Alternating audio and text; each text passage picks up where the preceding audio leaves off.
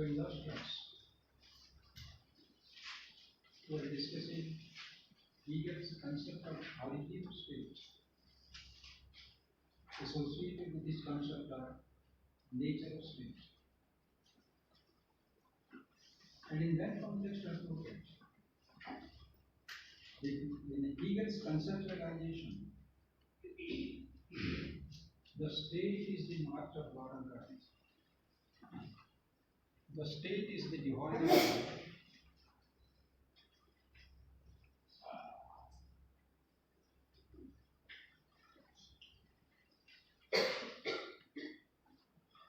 It exists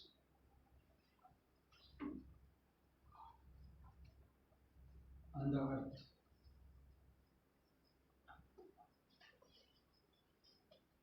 It is the march of God and Christ.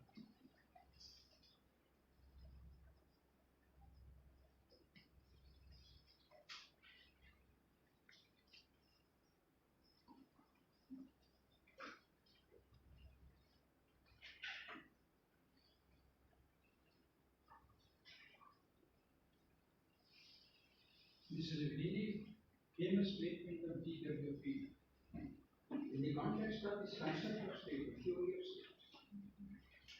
For the popularly termed as the divine theory of state, or the model of the divine state. The state is envisioned as a divine entity. It is the manifestation of God or divine, according to Hegel. Because Hegel traces the origin of state to the divine. This state is the divine idea. It represents the divine consciousness, rather it is the embodiment of divine consciousness. It is the divine idea as it exists on the earth, as a God who is formless, who is in the form of universal consciousness, has come down to the earth with a definite form, a definite shape. And that shape, that complete shape of God, is what is termed as state of nature. So state is the divine idea as it exists on the earth. It is the march of God as if God has come down to this world in the form of a state. So the formulas have taken a definite form or shape. The universal consciousness has concretized itself, manifested itself in concrete form. And that form is what we call the state. So Hegel traces the origin of state in these words to divine idea, or that capital idea, by which is meant universal consciousness.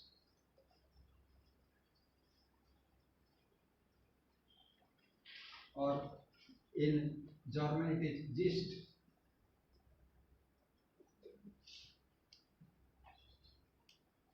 Gist is the German word for it. So God is considered, or God is viewed by Hegel as universal consciousness. It is the idea. It is present as consciousness. It is present in each and every object of his creations.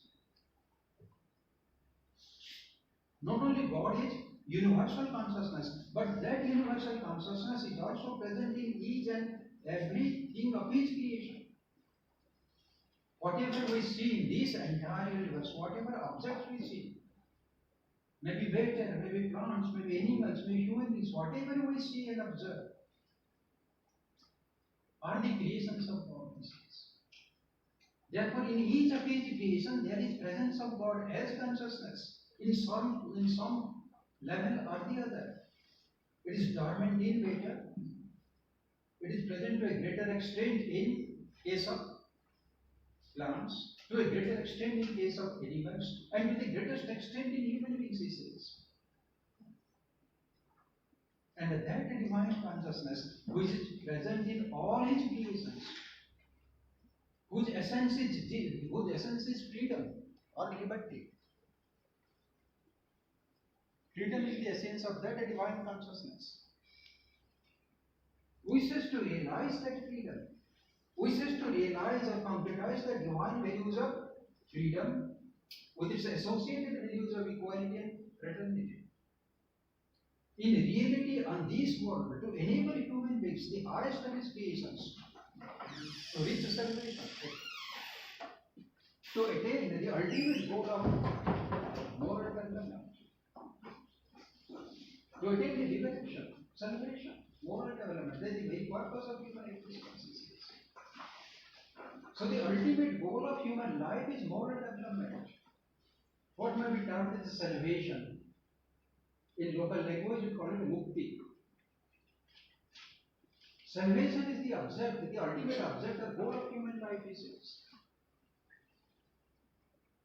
The highest of God's creation must be mixed with that universal consciousness.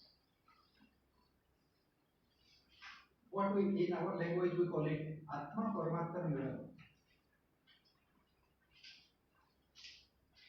God is present as a soul, consciousness in every human being.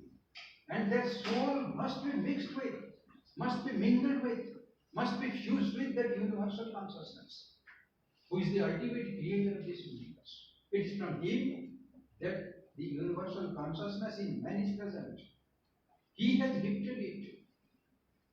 At the same time, he wishes that his consciousness, which is present in the heart of the soul of every human being, must be mingled with that universal consciousness, so that liberation, so that moral development of the individual might come. So the goal of the individual is fusion with that universal consciousness, identity with that universal consciousness. Liberation of human beings is possible only when the individual identifies himself with God by way of cultivating and practicing the divine values of divinity, equality, and fraternity in his own life and in interactions with others. And the purpose of God is to enable his human beings, the highest of his creations, to realize that salvation, to realize moral development, to be mixed with his universal consciousness. This is the purpose of life, and also the objective. Therefore, Hegel says that state is the divine idea as it exists on the earth. It is the divine idea. It is universal consciousness. Universal consciousness which is characterized by the values of liberty, equality, and fraternity. These are the divine values. These are the divine qualities. And God has come down to this world. It is the march of God on earth in a definite form. So by becoming member of the state and obeying the state, the individual is able to realize himself, his true self, his divine self in the true sense of himself. So every human being is expected to become a member of the state, must live as a member of the state, and must obey the state, because this state is the manifestation of God. This state is the embodiment of the divine consciousness. It is the concretization of the universal consciousness. It is the march of God on earth. Therefore, Hegel traces the origin of state, what we find to see on this world, to the will of God, to the divine consciousness. God desires, God wishes to take an incarnation, wishes to take a stand, take a shape, so that the essence of the divine consciousness and freedom with the associated values of equality and fraternity can be realized concretely in human life. And human being can attain the ultimate goal of moral development. Therefore, state is the march of God. There is a definite purpose there for the creation of the state. It is created by God, but human beings have not undertaken any activity for its creation. This state has emerged. This state is evolved.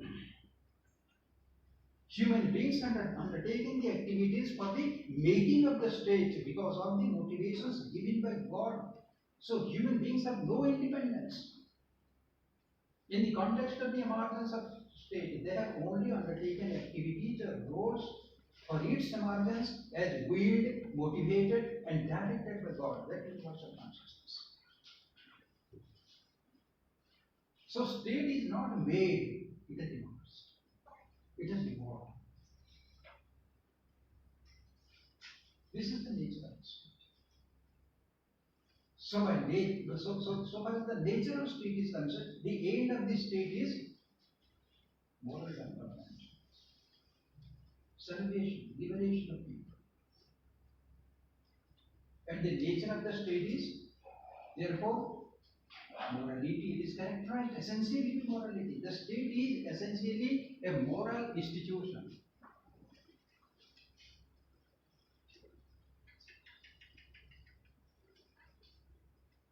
It is a moral institution because it is a divine institution.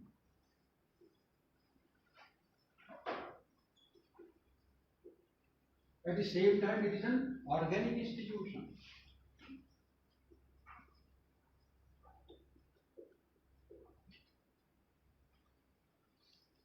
The state essentially is a divine institution. It is the embodiment of God, manifestation of God, concretization of God, characterized by the divine qualities and values of liberty, equality, and equality. It is a moral institution because its purpose of existence is moral. To enable human beings to lead a moral life, to attain salvation. At the same time, it is an organic institution. It has a life of its own. It is not a machine, as we have already discussed in case of Bentham. In case of Bentham's political thought, so far as his concept of utilitarian state is concerned, we have noted that the state is envisioned by Bentham as a machine, as an artificial entity, a mechanism through which decisions are made for attainment of greatest physical happiness of the people. This state has been made by the people. So the state has been created by human beings. It is a man-made institution in case of Bentham. Hegel rejects it. Both Bentham and Hegel are contemporaries. See here, so far as the lifespan is concerned. Bentham died in 1832 and Hegel in 31. Same time. Bentham lived in England, Hegel in Germany. These two great thinkers of this world, they were contemporaries, lived at the same time. But their constructs, their theories, their models, their visions are totally. Whereas Bentham is exclusively concerned with the body aspect of the life of the individual. Because Bentham identifies attainment of greatest physical happiness as the ultimate objective of life of individual. Hegel says that the ultimate objective is attainment of divinity. Moral happiness, moral life. This is a significant difference between Bentham and Hegel. Bentham is exclusively concerned with the physical body. Hegel is exclusively concerned with the soul of the individual, the consciousness of the individual, what he considers as the gift of God, the presence of God. So, in case of Bentham, in case of Hegel, the state is envisioned by him as an organic institution. It has a life of its own.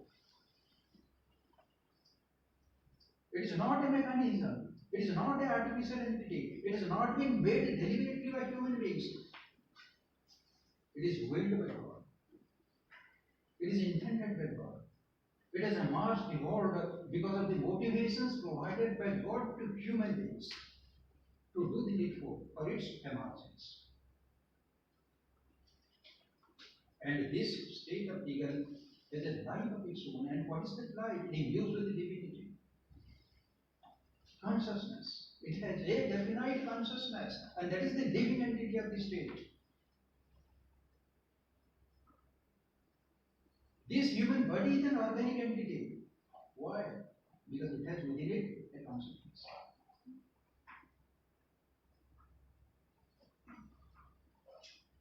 So any organic entity in this universe must have a consciousness. Without consciousness, the entity, the object can never be called a living entity. It is a dead entity. We are alive because of the presence of that consciousness in us, which makes us an organic being. And organic nature of the state must also be understood in another sense of the term, not merely of the presence of the consciousness, but also the interrelationship, intimate interrelationship, inseparableness among the people who constitute the state. The people or members or human beings who constitute the state, they are integrated together, united together, fused together. How? Because of the presence of the real will in them. The real will is the common will. Actual will may be differentiated. Actual will of the individual may be different from individual to individual. But the real will can never be differentiated. It is a common will, it is a single will. Because it is the divine will. It is present in all, makes us think selflessly for the good of all. Motivates every human being, it is presence of that real will that motivates every human being to cultivate the divine values of liberty, equality, and fraternity. To be a good human being is the true sense of it. So there cannot be any differentiation among the individuals so far as the real wills are concerned. They are united together. The real will is fused with, synthesized with.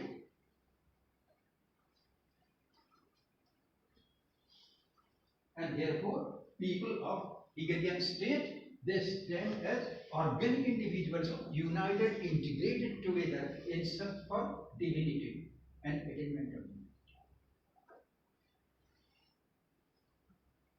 Therefore, Hegelian, so far as the nature of Hegelian state is concerned, it is a divine institution, it is a moral institution, it is an organic institution at the same time. You must have in mind these distinctive attributes, so that you can differentiate it from other things and the concept of nature. So Hegel is of the opinion that the state has originated in divine will. It is the divine idea, it is incarnation of God. It is the embodiment and manifestation, concretization in fullness. It is the end process of that long process of cosmic evolution. End product it is.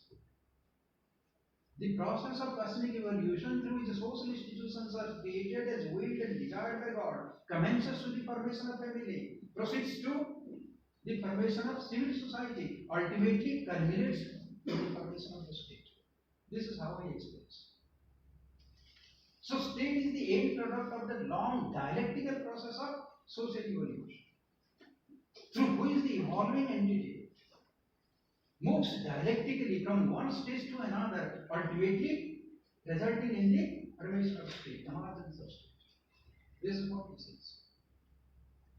So state is the end product, the culmination. The process of social evolution ends there, he says. This aspect must also be taken note of, because subsequently we shall discuss it again. It is the end product, final product. After the formation of the state, there is no evolution, no social evolution. It stops there, says he.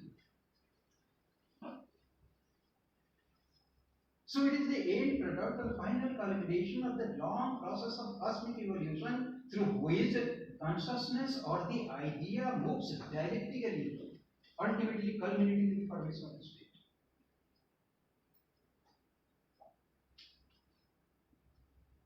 And this state, therefore, represents the fullness of divine consciousness, completeness of divine consciousness. As you have noted, in case of family, the divine consciousness is not manifested completely, partly it is manifested.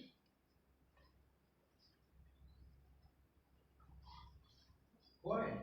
Because in case of family, we have noted that it is characterized by a type of consciousness where there reigns the real will of the members of the family. The real will here dominates, prevails, influences the thinking and activities of the members of the family. In the interactions of the family members, actual will has no role to play. It is insignificant, it is subdued. So members of the family are interlinked to one another by the nexus of love and affection, by sacrifice, mutual sacrifice, because of the predominance of the real will in their soul or psychology or consciousness. This is part of God. The other part of divine consciousness contains also the actual will. And this actual will dominates the same individual who are members of the family who later on become the members of the civil society. When family expands, a civil society is created. Each member of the civil society comes under the overpowering dominance of the actual will, not real will. Therefore, members of the civil society, they are interrelated to one another by mutual competition, hatred, jealousy, envy, violence, hatred, the negative qualities. This is the reason. So partly, in case of civil society, the consciousness is partly manifested. In case of family, it is also partly manifested. But in case of the state, there is completeness of manifestation. So state represents a consciousness and a pattern of idea, which combines together, synthesize together the ultimate objective of moral development plus material development.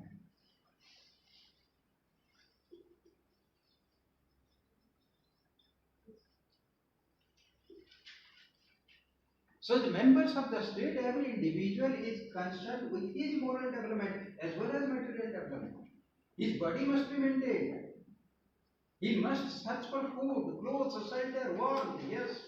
But at the same time, priority must be given to his moral development.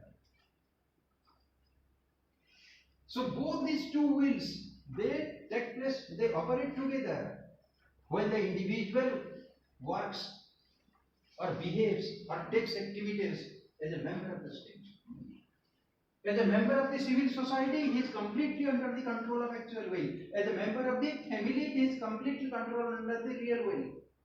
But as a member of the state, see the difference, the changes. As a member of the state, the individual is conscious of his real will, conscious of his actual will. On being directed by his actual will, he searches for food, clothes, shelter, warmth, etc. Undertakes activities for his physical comforts and material development, but at the same time, he accords priority to his moral development. He cultivates the moral values. He undertakes activities to lead a moral life, a truly human life, a divine life, so that he can mix his consciousness with God's consciousness. He can attain salvation. So the individual as a member of the state identifies himself completely with God, that universal consciousness. So universal consciousness takes its complete manifestation. It is found embodied completely in the state. It is a type of consciousness which synthesizes both the actual and real will of the people.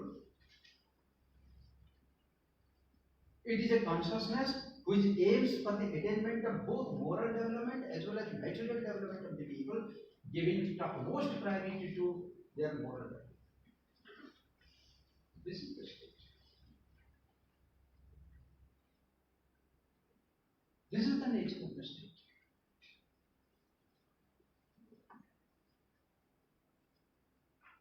So the aim of the state is to provide congenial conditions, to create conditions in which the individuals or members of the state will be able to realize the totality of their life and existence. Totality. Both their material development as well as moral development must be brought about. Not merely the state is concerned with their material development, or not merely it is concerned with their moral development exclusively. Both are to be synthesized together, giving the most priority to moral development as against material development. This is the objective of the state. So, state is concerned when the state is evolved, when the state emerges as the end or final product of the long process of cosmic evolution, through which the evolving entity, the idea or the consciousness, moves dialectically, first forming the family, subsequently the civil society, and ultimately the state. The state must create conditions, congenial conditions, suitable conditions, favorable conditions, in which all members of the state will be able to realize themselves perfect. The needs, their material needs as well as moral needs are fulfilled perfectly. They can be good individuals, good human beings, divine human beings. They can realize their essence that man is a divine being, divine entity. And for that purpose, the state establishes, or the state forms, according to Hegel, an institution, an agent known as the government.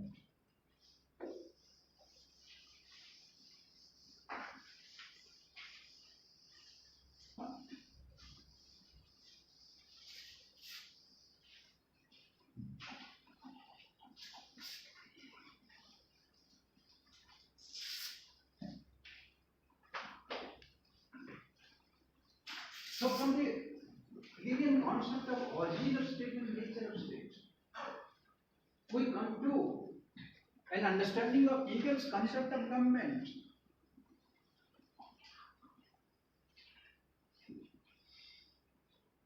The state is formed as an agent of the government. The state is the highest political institution of that human society. Highest political institution because it is the decision-making institution, therefore it is called as the political institution. This term must also be kept in mind for each of you. Why it is called the political institution? Highest political institution, because the highest decision-making institution of the society for the people. Therefore, it is called the political institution. Wherever there is a need for decision-making, there is politics. So, the term political is essentially related to the decision-making process. If there is no need for decision making, there is no politics. And state is the highest political institution of the society because it decides public policies, decides laws, rules, regulations for the benefit of the people. So how the state will provide congenial conditions and decides for the good of the people, for attainment of their both material and moral development. How can it be brought about? Hegel says, on instituting the government, on forming the government. Government is therefore the agent of the state. It is a concrete institution consisting of its organs, wings. It makes decisions on public policies, implements the decisions, create conditions, so that the ultimate goal of both material and moral development of each and every member of the state would be attained and realized. Therefore, the government is formed. And this government, according to Hegel, is a constitutional government.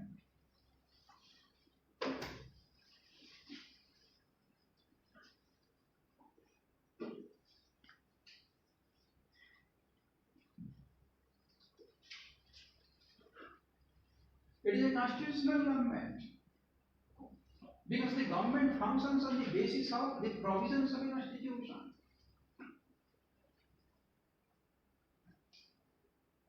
So far as the governance undertaken by the government on the people for realizing the ultimate goal for which the state has come into existence are involved. The functions of the government needs to be carried on in accordance with the provisions of the constitution.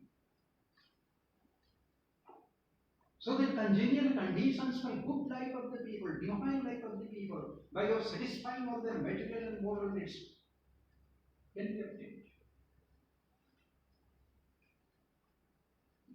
And this government is therefore regulated, is therefore operated on the basis of the constitution.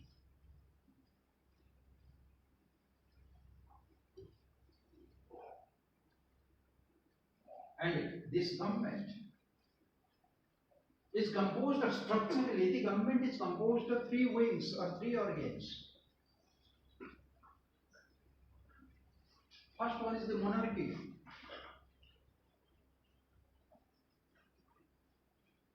Second one is the legislature. And third one is the executive.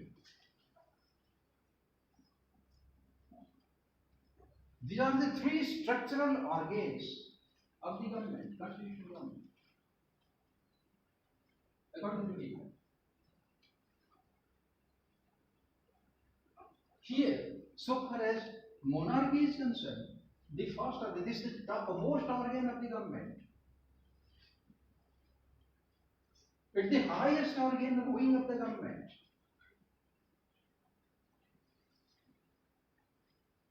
And the incumbent of a monarchy, this organ, is the monarch.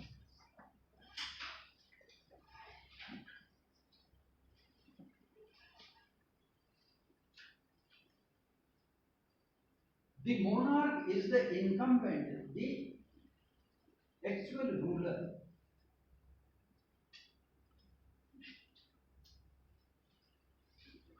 And this monarch, according to Hegel, is the sovereign monarch.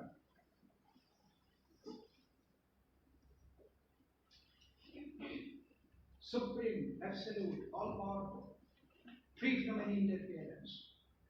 Internally supreme, externally independent, no one can control him. Is the repository of all powers, unlimited. Why? Because Hegel considers, or Hegel believes, that this monarch, who is the incumbent of the organ of monarchy or structure of monarchy in Hegelian state, is the representative of God on this earth. See here the concept of divine right of kingship. A theory which prevailed in Europe, even in England, for a very long time, from ancient time, almost to the modern period.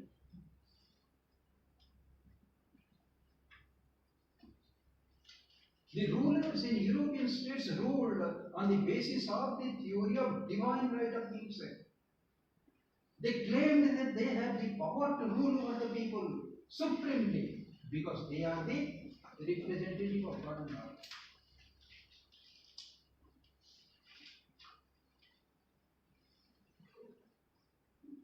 They embodies divine will.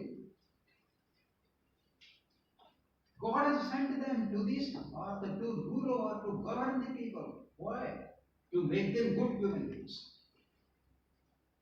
To make laws, rules, regulations, create congenial conditions in which good human life, divine life can become possible for them. So Hegel considers, or Hegel believes, that the monarch is the representative of God on earth. Therefore, he is sovereign. No one can challenge him. No one can disobey him. He is the final decision maker of the state, the ruler of the state. And this sovereign monarch, who is unlimited in powers, absolute in powers, makes this constitution. See here, who would make the constitution of Hegelian state? It is the monarch.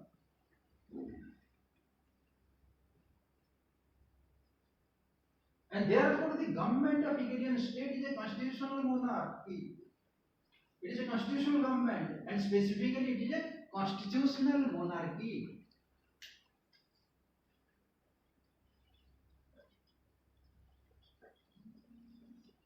The monarch who makes the constitution also obeys the provisions of the constitution in ruling and governing over the people. He is not merely the maker of the constitution, he is also the implementer of the constitution.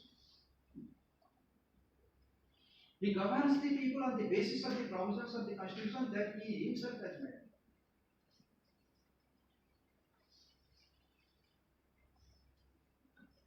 So, monarchy is the supreme ruler, possessing unlimited power, exercising absolute power, discipline power. And this monarch controls the other two organs of the government, the legislature and the executive. These two organs, they are under the control of the monarch.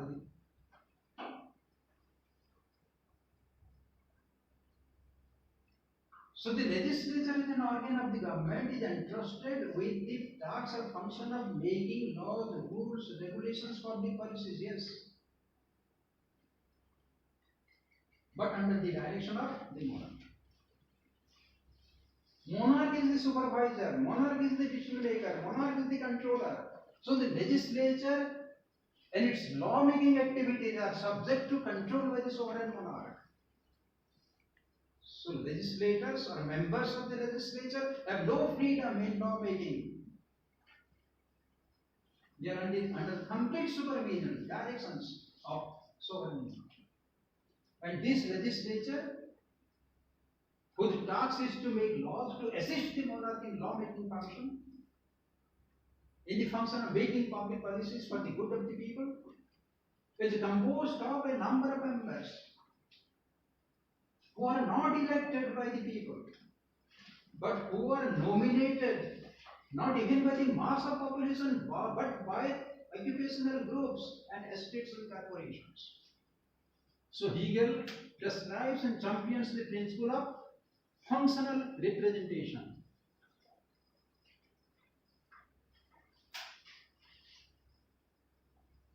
There is no territorial representation. There is no system of election, but there is the system of nomination. So people of different socio-economic and occupational groups of the society, for instance, teachers, doctors, engineers, businessmen, traders, farmers, cobblers, blacksmiths, people belonging to different occupations, socio-economic occupations, they form their groups, what are termed as corporations. And these different socio-economic groups of people, they nominate, not elect. They do not elect, but they nominate the best among them to become a member of the legislature. So legislature is composed of members who are nominated by socio-economic occupational groups.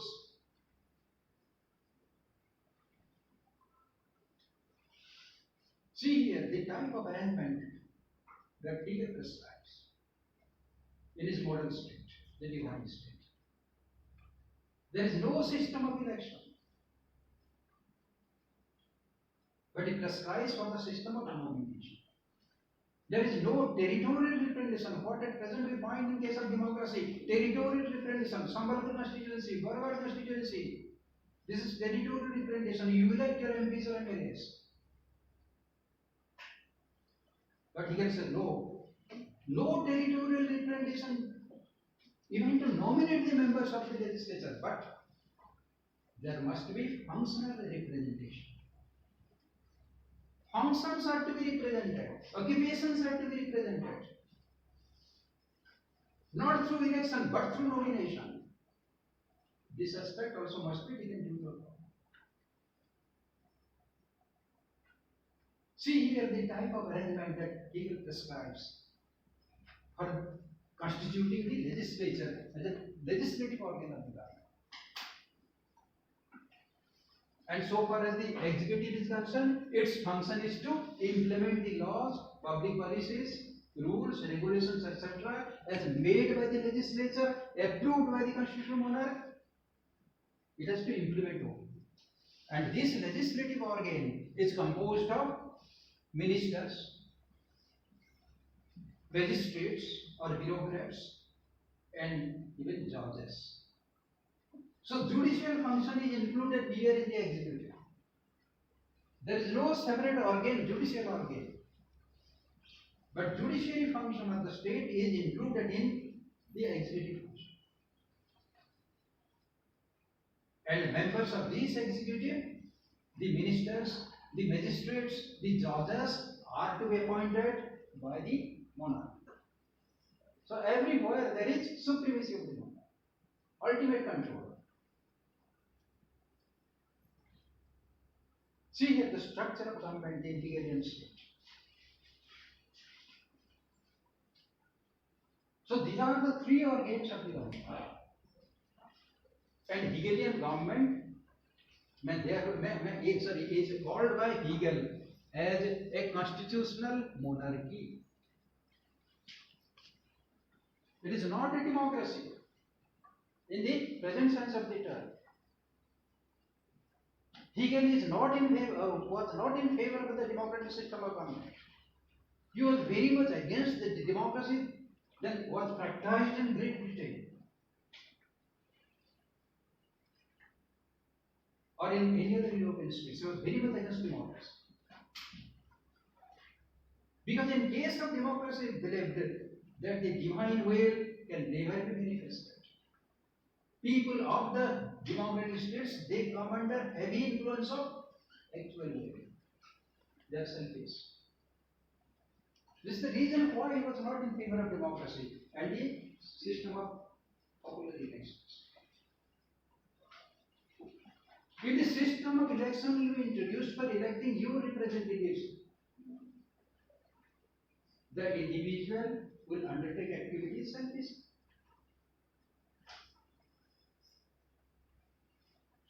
So for protection of selfish interest, you vote for a candidate.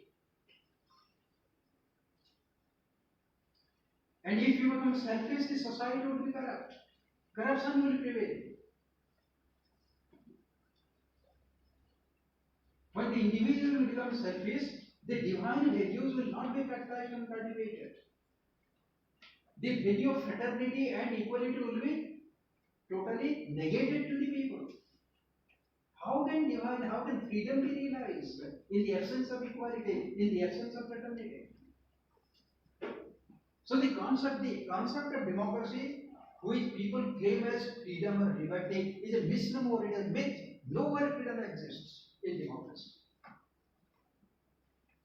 It is in papers, in books. It is in discussions, debates. We profess that democracy stands for freedom. What type of freedom it is? It is not freedom in the true sense of the term. Freedom or liberty without equality is a misnomer. It is a myth. Without freedom and equality, fraternity can never be possible. Justice can never be established in any society if there is no equality. And that is what the present day actual democratic states suffer. And there is no democracy in anywhere in this world in the true sense of the term. Rather, there is oligarchy, ruled by the wealthy few. It is wealth, it is money, it is muscle power which controls the decision-making process, not the freedom and rights. Who controls India? Do you think that the person whom you vote at the elections, they control the decision-making process over the government of India itself? Who rules India? Not your representatives whom you elect at the elections. Not the MLAs or MPs who are elected by the people through elections. Even what about the elections? How the freedom to vote is exercised by the people on the basis of a 10 rupee note or a bottle of wine. Give an individual 10 rupee note. Give an individual a plate of chicken, he will vote for it. This is the reality. What is freedom?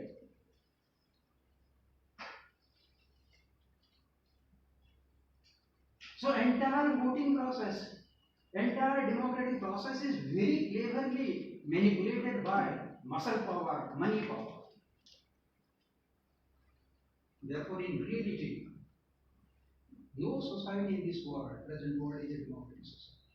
It is essentially or actually an oligarchy ruled by a few wealthy individuals. And Hegel realized this phenomenon during his time. He witnessed the type of democracy that prevailed in England, and he was not in favor of democracy. His aim was to make the individual divine. Because divinity, according to him, his belief, is the essence of human life.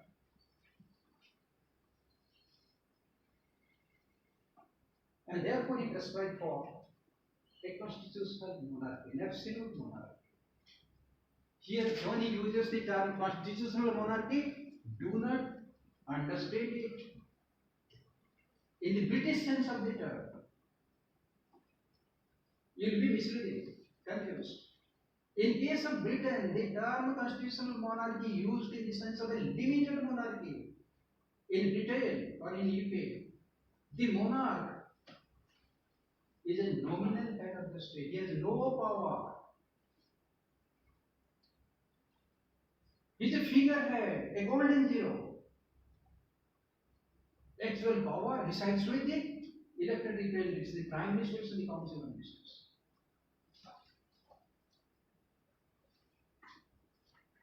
But in case of Hegel, the term constitutional monarchy is understood as an absolute monarch, a sovereign monarch who rules on the basis of the constitutions that he himself has made. So, Hegelian term of constitutional monarchy does not include limited government. It means an absolute government, sovereign government, all-powerful government, enjoying all power, unlimited power. Because the ruler is, the monarch is the representative of God on this earth. Therefore, he must be empowered absolutely to make decisions. All organs of the government must function under his absolute control. All members of the state must obey him. All his decisions, his orders and commands. Because he is the personification of God, that universal consciousness. So his decisions are meant to bring about or to make for the moral development of the people, for attainment of divinity in the people. That is Hegel's conception.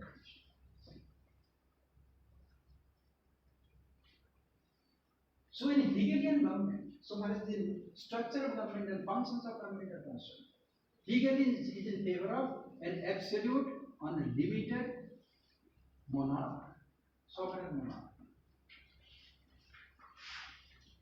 And the functions of government are monarchical functions, supervising the activities of legislature and executive.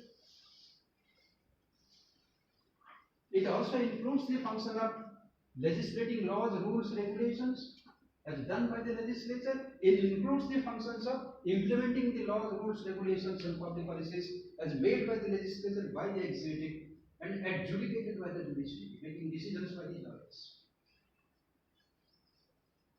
And simultaneously, there is another very important function that Hegel assigns for performance to this monarch, this sovereign monarch. Very important function. And that is the military function.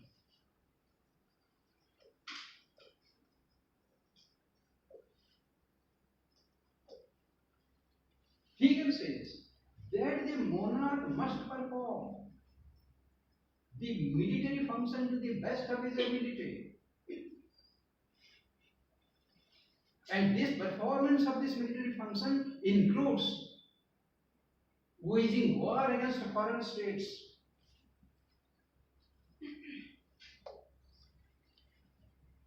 See here the prescription figure.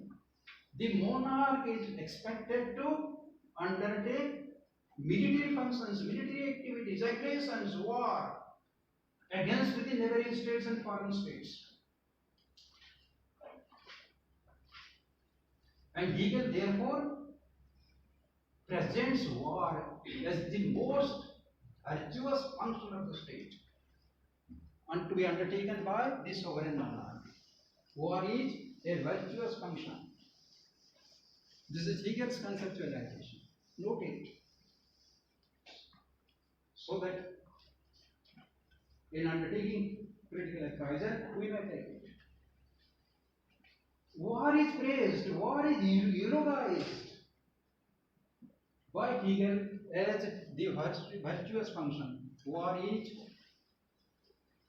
a virtuous function.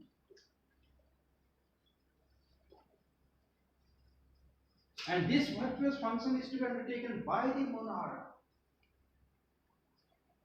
He must direct the different organs of his government and his military, the soldiers, to wage war against foreign states and to become victorious in the war. So war is praised like anything but Hegel. War is presented by Hegel as a virtuous activity. Why? What is the argument of Hegel? How it is a virtuous activity? Because in Hegel's conceptualization, divine consciousness may be ascertained to have been embodied in the victorious state. Divine consciousness. The state represents the divine consciousness. It is the embodiment of divine consciousness. In the world, there is not one state but a number of states. And every state, according to him, represents some level of divine consciousness. So, if one state will attack another state, become victorious, the more states he defeats and become victorious, the greater may be said to be the embodiment or manifestation of the divine consciousness in that concerned state, victorious state.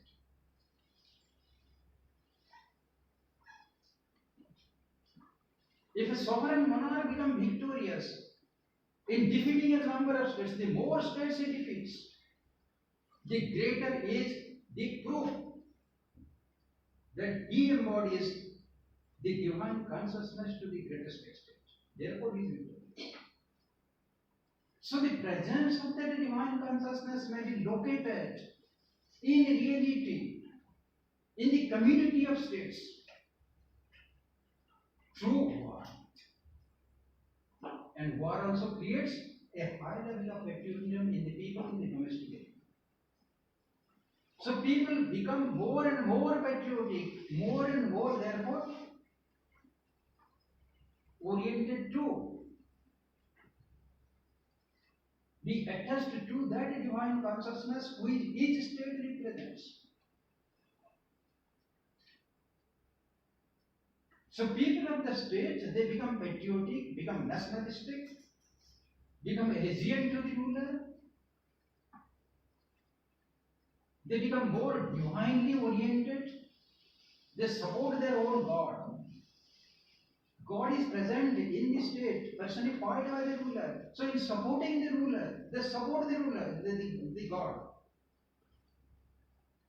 That is the meaning. So war generates in the people of the state a sufficient level of patriotism. War also is the mechanism through which the greatest manifestation of divine consciousness or presence of God in the community of states in reality in the world may be ascertained in there. Whether God is present in India to the greatest extent, or present in USA in greatest extent, or in Russia greatest extent, or China or Japan in greatest, how can he do it? Only if they are engaged in war. one who will become victorious. If USA is capable of defeating India, Hegel says USA is the greatest manifestation of God compatible. Unless the manifestation of God, unless that universal consciousness is manifested to the greatest extent, a state and its monarch can never become victorious. That is the basis. So this military function, this function for waging war against other states, is prescribed by Hegel as a very important function. So on the whole, the monarch rules, governs through its government, exercising absolute unlimited power. It wages war against other states in the foreign front. In the domestic arena, it makes public policies, laws, rules, regulations, implements them for enabling the people of its own state to realize its dignity, so that the moral development as well as material development of the people can become possible. The material needs of life as well as the moral needs of life for attainment of divinity, Hegel believes, can be possible only when the monarch rules absolutely and discharges its functions through its government. Therefore, Hegelian state, the model state that he has prescribed to us for emulation, for approximation, is essentially a divine state, the model of the divine state. Its origin is divine, its nature is divine, its aim is divine, its functions are divine, its government is divine, monarch is divine, people are divine, everything is divine.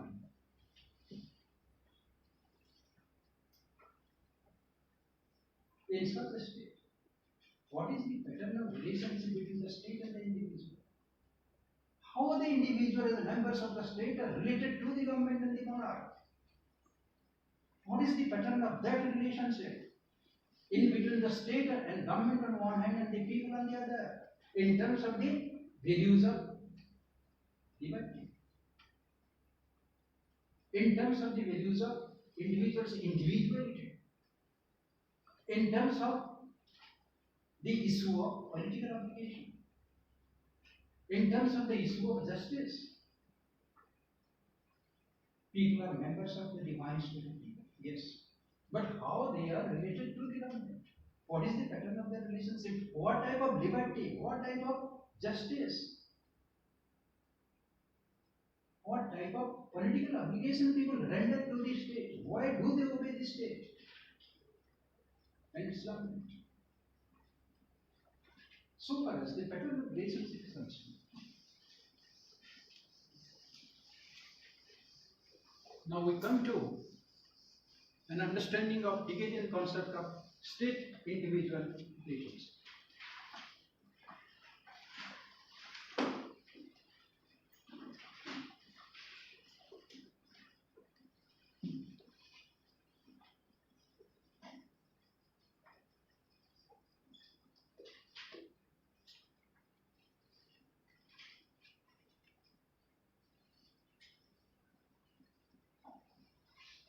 In case of Hegelian state,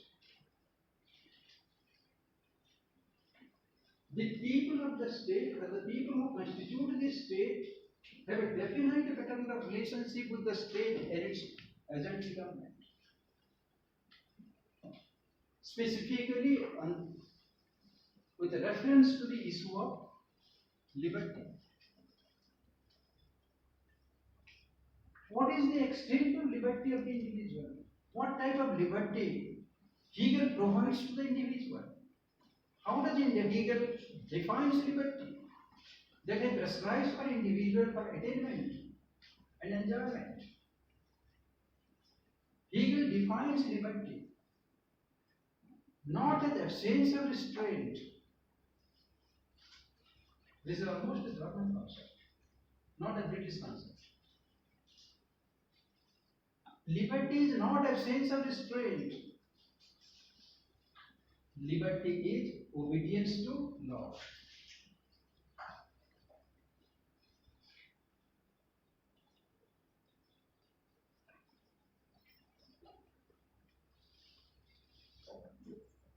This is Hegel's concept, German concept of liberty. You enjoy liberty so far as you obey law. You are provided rights as provided by law.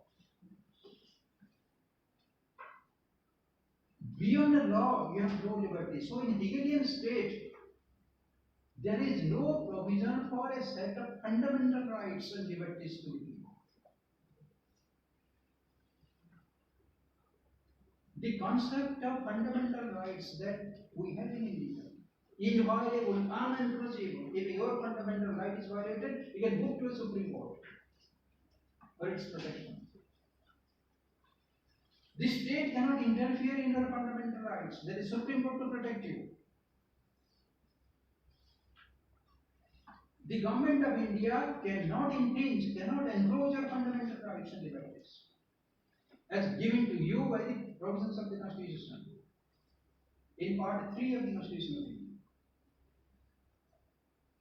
So fundamental rights in democratic societies are considered to be inalienable. It cannot be alienated from the people. Inviolable, cannot be violated, encroached, interfered with by the government.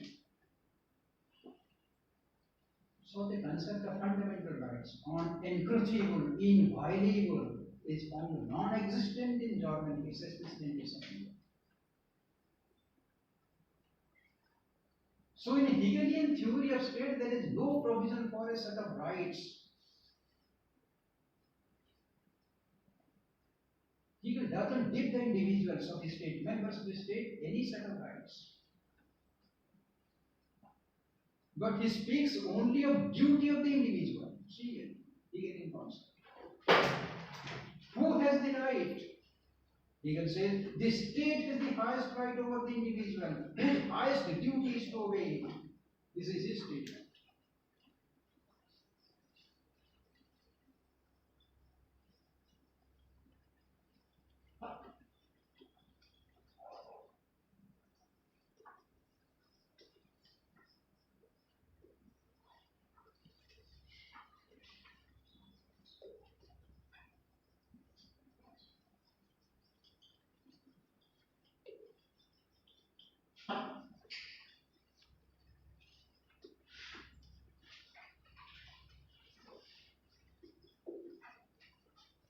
The state has the highest right, only state has rights, only monarch has rights.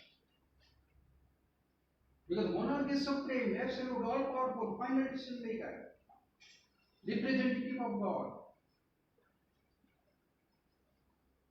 Only he can take decisions. Only he enjoys rights as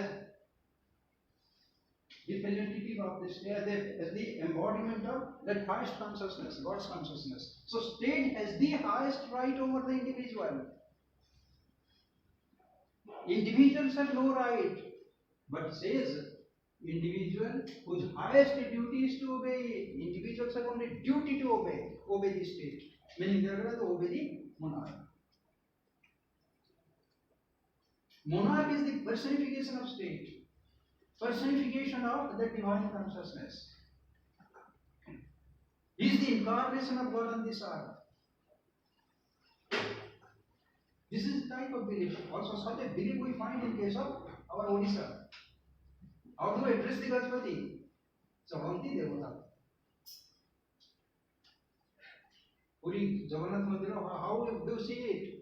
The Gajapati of ODISHA is considered as the living deity, representative of Jagannath.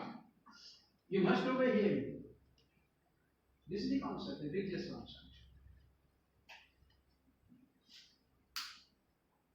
And similar was the concept in this article. The monarch is the representative of God, is the personification of God, embodiment of divine consciousness. Therefore, it cannot be disobeyed, it must be obeyed always. So, members of the state have no rights, they have only the duty. So, every member of the Hegelian state must be conscious of the duty to be performed, and the duty is to obey. Obey the decisions made by the monarch. but they have some liberty, or they can enjoy some liberty as provided by law. Law made by the monarch, or law made by the legislature under the guidance of the monarch. So liberty in Hegelian sense of the term consists in obedience to law. It doesn't mean absence of restraint. See here the type of liberty the people of Hegelian state enjoy and exercise. They have only duty. They have no rights. And no liberty in the democratic sense of it.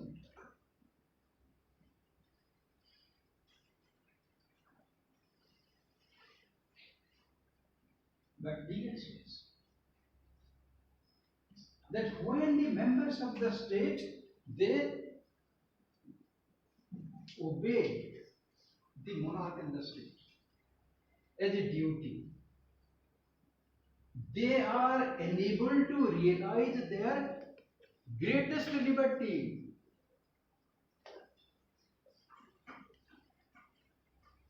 See, this concept. Because in duty, the individual finds its greatest liberation, he says. In duty, he finds his liberation. He liberates himself, he enjoys liberty to the highest extent in rendering duty, in obeying the laws of the state, in obeying the commands and decisions of the monarch. The state has the highest right over the individual, whose highest duty is to obey, and in duty he finds his liberation. You must understand this statement again. In duty, the individual finds his liberation. His greatest liberty consists in rendering obedience. In obeying the state, Hegel says, the individual obeys himself. In obeying the laws, Hegel says, the individual obeys himself. Because what is the true self of the individual? As we have already discussed, the true self of the individual is divine self, characterized by real being, not the actual. So the essence of the individual is his divine self. The essence of the, he says, he starts with the assumption on a human being, that man is essentially a divine being. Divinity is the essence. His true self is therefore the divine self. Even if he has a physical body to be maintained, sustained, nourished and propagated, he must give topmost importance to his consciousness, his divinity, his soul. And that is his essence. So in obeying the monarch, in obeying the laws, whom does the individual obey? He obeys himself. How? Because the monarch and the laws, they manifest the divine consciousness. The laws are made on the basis of the real world, it's a divine consciousness. The monarch is the personification of God, the divine consciousness. So in obeying the monarch, whom does the individual obey? He obeys God. And God is present in him. He obeys himself therefore. So how he is undergone this? He is completely free therefore. This is the logic of it. And he shows it in the very famous statement, where he says, the state is the individual objectified and eternalized by the elimination of his merely accidental and ephemeral features and the retention of what is universal. Very powerful statement.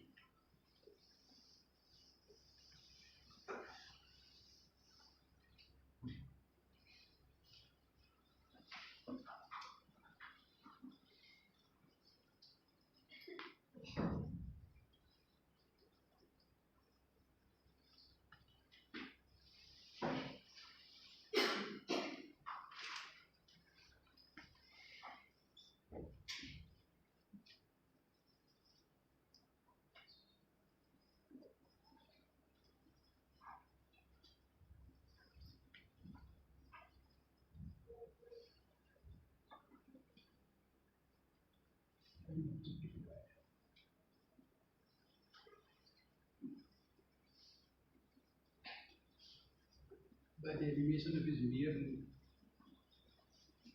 accident.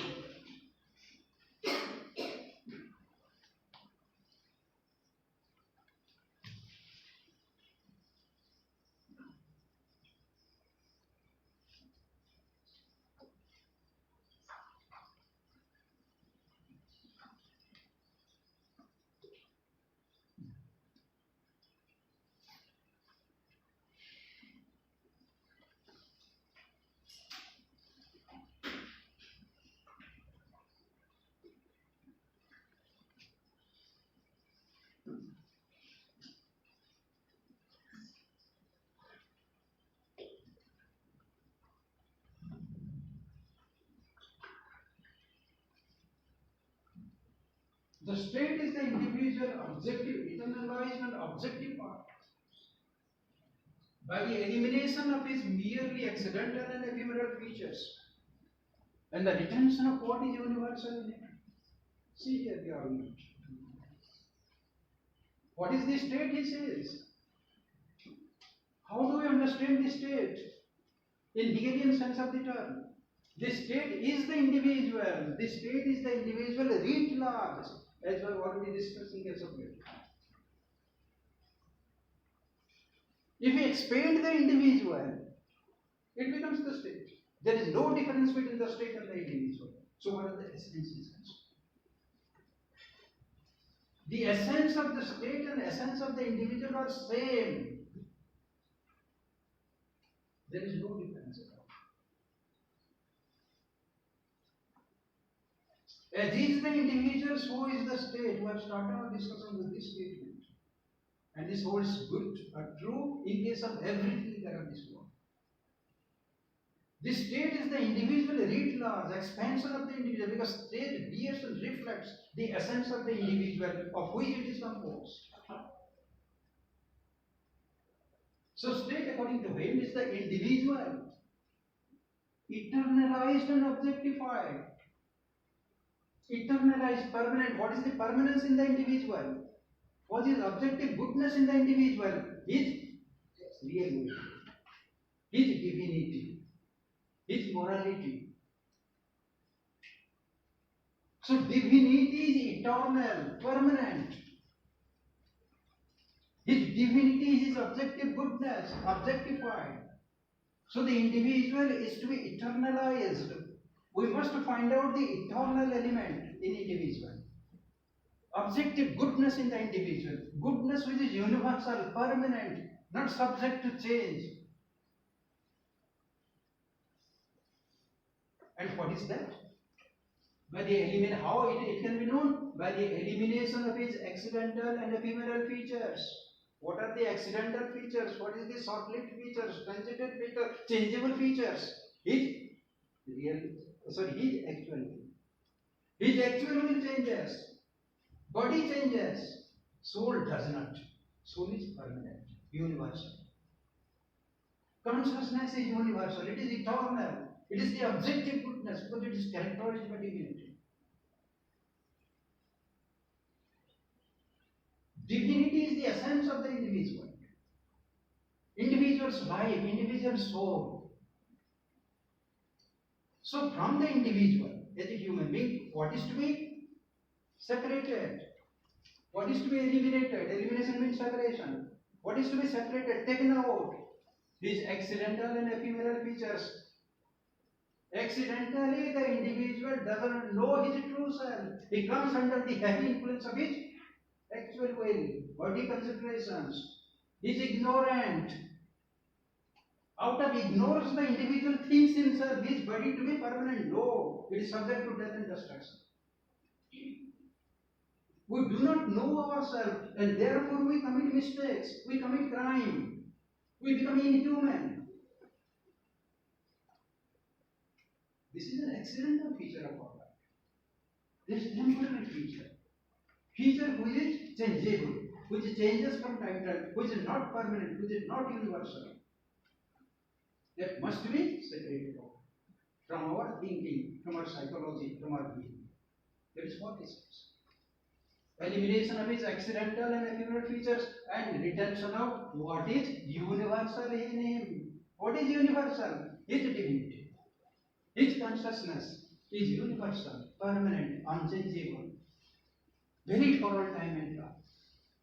It is present from the beginning of this humanity, and it will continue till human beings live on this earth.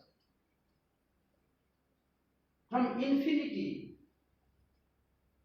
from the beginning, from antiquity, from the very birth of human beings, first human being on this earth, till all human beings live, it will go up to infinity. That universal feature will continue. That is permanent. So, permanent thing in our existence is our divinity, our morality, our consciousness. And state represents it. State is the manifestation of that consciousness. So, state is the individual on returning the universal in the individual. So, therefore, no difference between the state and the individual. State is the individual in the true sense of the term. Therefore, in obeying the state, whom this individual obeys? He obeys himself. His true self, his divine self, his moral self, his permanent self, his universal self. Therefore, he is completely free, perfectly free. If you obey your actual will, you are not free. You are in a state of bondage. You are slave to your body. You are a servant or slave to your body if you obey your needs of your physical body. You are not free in the true sense of the term.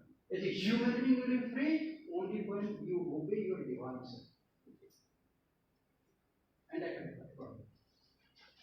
That is true freedom. Says here.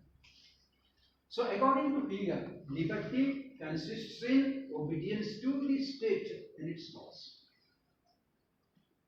And there lies enjoyment of perfect liberty to the individual. So, the only duty of the individual is to obey this duty. Then only he can realize his true self. He can become a true human being. He can attain salvation. And therefore, in duty, he finds his liberation. Mukti ka senadi also. Then only you can mix yourself with God. You can elevate yourself, otherwise you will gradually downgrade yourself. You will become more and more a demon and demon, not human. So the demonic qualities in our existence must be eliminated, must be suppressed. We must become a good human being, a human being in the true sense of it. And therefore the individuals or members of the state must obey the state. And that is the basis of political obligation. In obeying the state, the individuals realize their justice. And what is justice? Synthesis of the values of liberty, equality, and fraternity. And that is what the state does. The state represents justice. So, in obeying the state, you realize justice in the true sense of it. And that is the basis of your political obligation. You obey the state and the government. Why? To attain your perfection, to attain your salvation, to attain your liberation for your own good. Your own good is not your physical comfort. Your own good is your dignity. So, for own good, the individual must obey, and the good of the individual is attainment of its own dignity. And the state gives you opportunity to attain dignity, provides conditions, makes laws, implements them, requires you to obey it. If you do not know yourself, you must be forced to obey. If you are so ignorant or so unwilling to know your true self, you must be taught, educated, even forced. Then you will be free. It is for your freedom, true freedom, perfect freedom, that the state works. The state has come into existence. And that is the basis of political organization. Therefore, in Hegelian theory, the individual obeys the state for his own objective goodness, for realization of his own divinity, his true essence, because we started our discussion Man is essentially a divine. So Hegelian state, the model of state of Hegel, therefore, is essentially a divine model of state. It is a model of the divine state, because this human beings, the foundation, the concept of human beings is essentially a divine concept. The origin of state is a divine concept. Nature of state, end of state, structure of government, functions of government, all are divine. Concept of liberty is a divine concept. Concept of political obligation is also called justice. All these are divine concepts. So all essential features of the Hegelian state, the origin, nature and features of the Hegelian state are characterized by divine elements. And this is the model of the divine state. With this we conclude Hegel is a model of the divine state. And now we are left with only a critical appreciation concepts. Doubts if any? Doubts for the next class because there is no time. एक बार you must be concerned with your body, physical body. First, what is either the part for us? That's the moral development.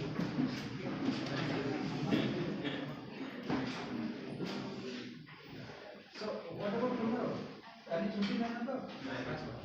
मैं day बोले labour day की छुट्टी होना है ना? मैं एक चलेगा. It's okay. So tomorrow we shall be meeting at 11. And we shall conclude here, and then we shall stop. Till you come back after this conversation. So tomorrow will be last class for this session.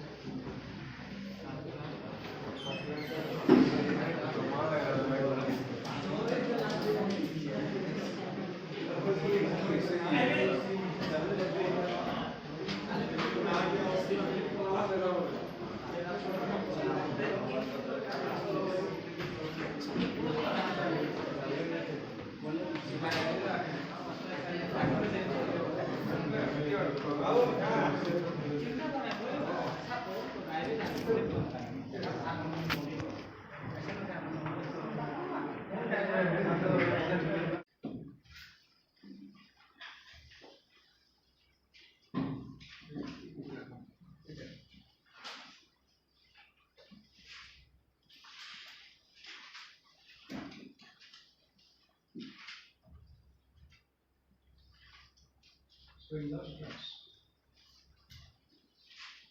we are discussing Hegel's concept of origin of state associated with this concept of nature of state. And in that context, we have looked at in Hegel's conceptualization,